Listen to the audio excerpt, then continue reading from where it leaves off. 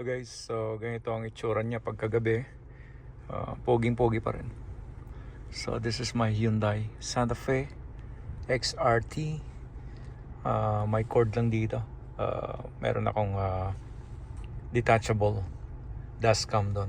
Mas gusto ko yung detachable kasi namamount ko kahit saan. So yan guys, yun yung mga illumination niya. Then paglalakasan ko, so dito lang guys, ito.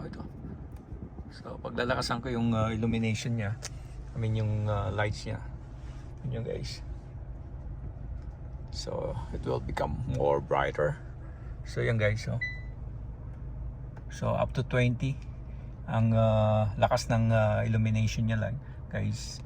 So bawasan ko na naman, ayan. So ganyan ka high-tech ang sasakyan na to. So aside from that,